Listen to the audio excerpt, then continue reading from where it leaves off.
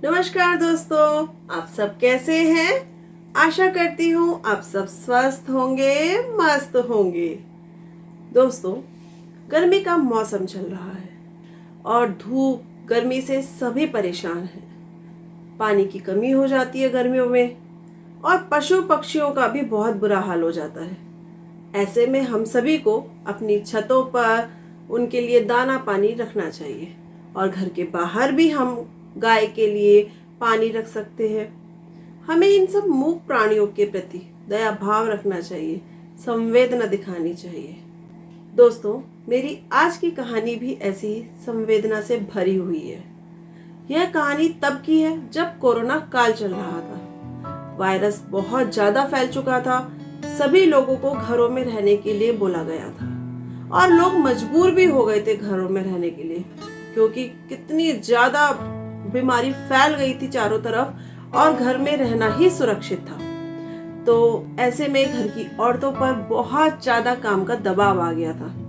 घर झाड़ू पोछा, बर्तन, खाना, बच्चे और पतियों के बार बार चाय बन गई क्या, चाय बन गई क्या, ये सब सुनकर औरतें बहुत काम के प्रेशर में थी। और यदि औरतें काम करने वाली हैं, मतलब स्कूल में पढ़ाती हैं या ऑफिस का काम करती हैं, तो उनकी तो और भी ज्यादा ड्यूटी बनती है कि वो ऑफिस भी, स्कूल भी, घर भी, सब बहुत ज्यादा हो रहा था और कहीं ना कहीं उनके ऊपर ये तनाव बढ़ता जा रहा था। तो ऐसे में मेरी कहानी की पात्र दिशा, उसने सोचा क्यों ना मैं भी थोड़ी सी खुली हवा में सांस लूं।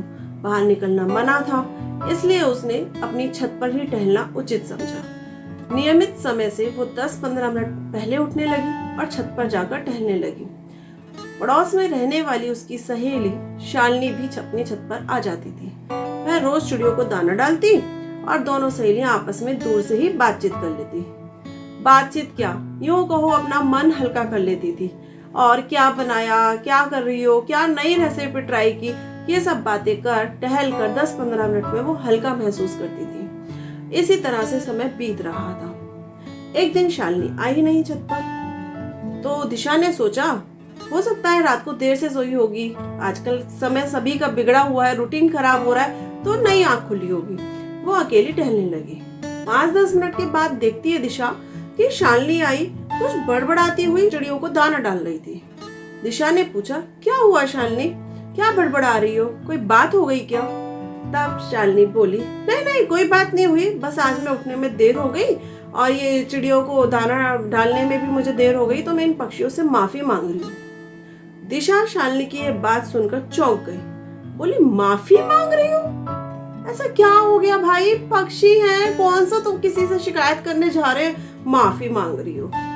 तब शालिनी बोली, नहीं दिशा, ऐसी बातें मत करो। मेरे कारण इनको इंतजार करना पड़ा, परेशानी हुई और मैंने तो इनका समय बांध रखा था। सुबह आती थी समय से और फिर दाना डालती थी।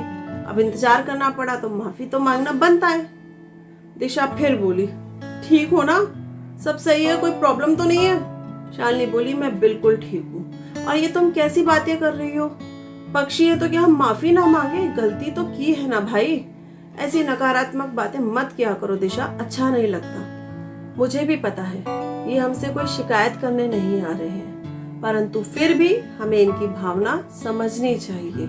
इनमें भी संवेदना होती है, जो हम तक पहुंच जाए ना, बहुत बड़ी बात होती है। हर किसी के बस की बात नहीं है इनकी बातों को समझना, इनकी भावनाओं को समझना।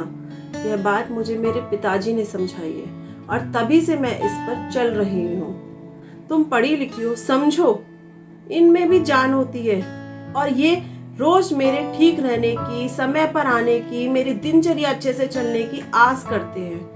मुझे भी बहुत अच्छा लगता है ये मेरी छत पर आते हैं, दाना चुगते हैं, चहचहाते हैं। और आजकल तो वरना इतना पशु पक्षी दिखते ही कहाँ हैं। और ये मेरे घर में बरकत की भी आस करते हैं, इच्छा रखते हैं कि मेरे घर में बरकत हो, तभी तो मैं इनको दाना डाल पाऊंगी।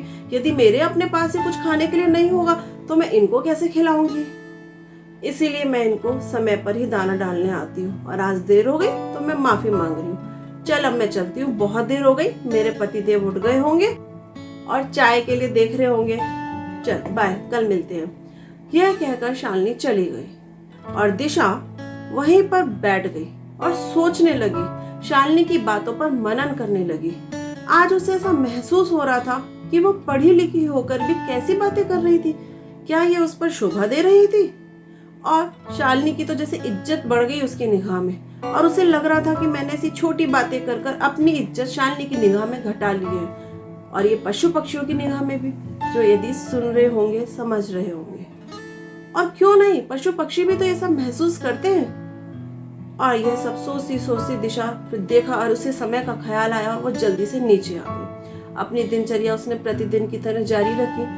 अगले दिन जब वह गई दिशा ऊपर, तो वह पक्षियों को दाना डाल रही थी, गुनगुना रही थी। और तभी शालिनी आई, बोली, अरे वाह दिशा, ये तुमने बहुत अच्छा किया। और फिर दोनों सहेलियां एक साथ छत पर दाना डालने लगी, गुनगुना रही थी। और दिशा मन ही मन पक्षियों से प्रार्थना कर रही थी कि वे भी उसकी बरकत की कामना करें, वे भी उसकी छत पर आए, चहचहाएं और दाना चुगते हुए वह भी उन्हें देखे। इससे उसे और भी अच्छा लग रहा था। तो देखा दोस्तों, शालिनी की बातों से दिशा तो बदल गई। शालिनी की जादू भरी संवेदनशील बातों ने दिशा के मन पर तो असर डाल दिया। आशा करती हूँ आपको भी ये कहानी अच्छी लगी होगी और आप भी इन मूक प्राणियों का ध्यान रखेंगे। धन्यवाद।